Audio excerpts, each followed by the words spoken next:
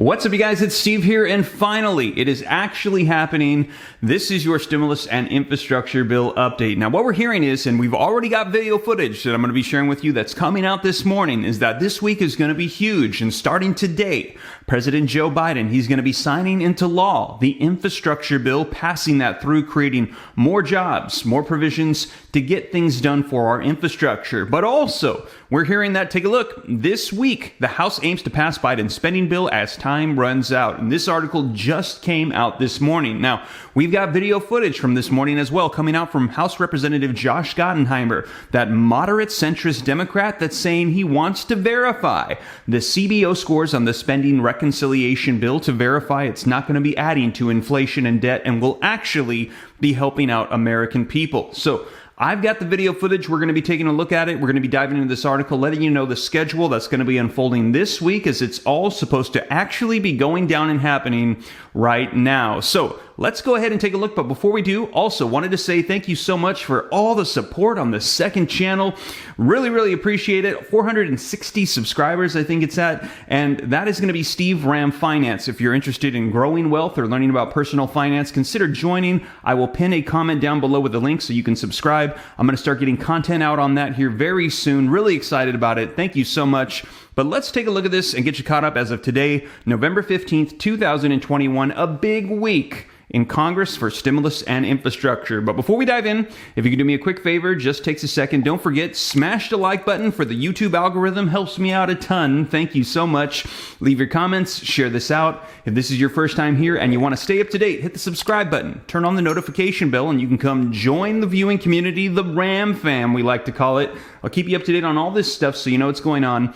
And if you had any specific questions for me, shoot them to me in the DM on Instagram at SteveRam3. But with that being said, you guys, let's go ahead and dive right in and take a look at this video footage and this article and get you caught up as to what's going to be happening this week, a big week for stimulus and infrastructure. All right, you guys, so we're going to be taking a look at the video footage here in just a second, but first, take a look at this article, link in the description below if you'd like to read it for yourself, and it says that this week the House aims to pass Biden's spending bill as time runs out. House Democrats are aiming to pass President Biden's social and climate spending bill as they barrel closer towards the end of this year. Both the House and the Senate are back this week from a one-week Veterans Day recess, but they're both expected to be out next week for Thanksgiving, and they're aiming to get out of town for the year by December 13th. Now, the House's expected consideration of the Build Back Better bill this week comes after Democrats punted their plan to hold a vote before the Veterans Day recess as moderates pushed for more information from the CBO. Now, the CBO released analyses on part of the bill last week, and I covered that for you. If you missed it, be sure to check it out right after. Those initial reports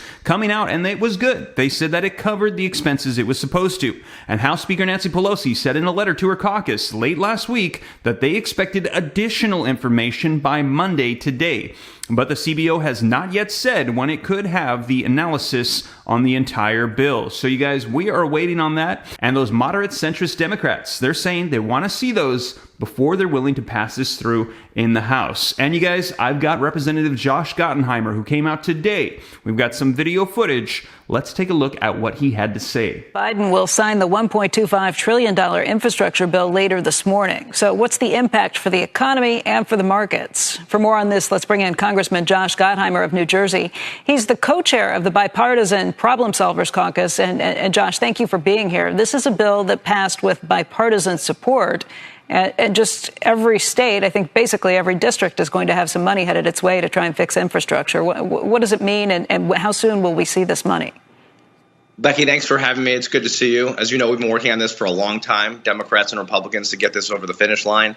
So it's a huge win for the country, for Democrats, Republicans, and as you pointed out, for every state. You're talking about roads, bridges, rail, transit, broadband, water infrastructure. Here in Jersey, we're going to get the Gateway Tunnel. That's the train tunnel between New York and New Jersey. That's over 100 years old, the current tunnel, and literally crumbling. We're going to get that replaced with the new Gateway Tunnel.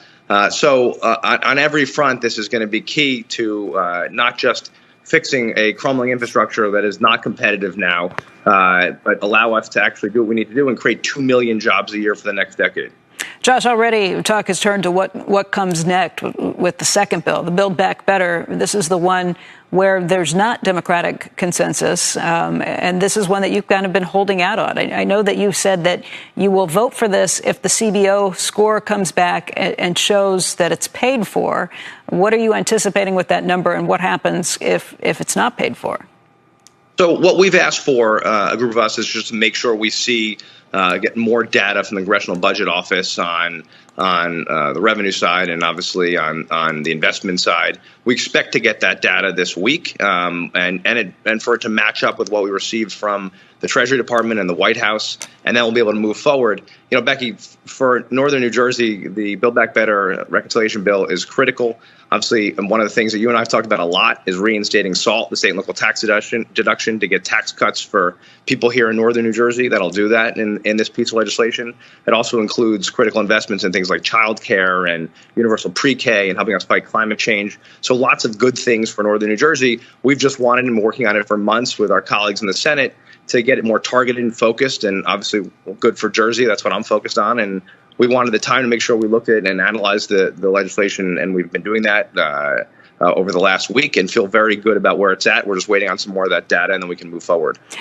Senator Joe Manchin, also a Democrat, has said that he thinks they're playing with numbers here, that because the length of the programs has been shortened, that's how you get to those numbers. If the CBO score comes back and says that this is too expensive and SALT is part of what pushes that over the line, what will you do? What's more important to you, SALT and getting that as part of this, or getting any deal done? Well, I've always said no salt, no dice, and that's how I feel about it. The SALT is actually paid for in the way it's structured, so that's not a concern. Listen, I think part of why we've asked for more data from the CBO is to look at this and analyze it and make sure that, as Joe Manchin said, that we analyze it properly.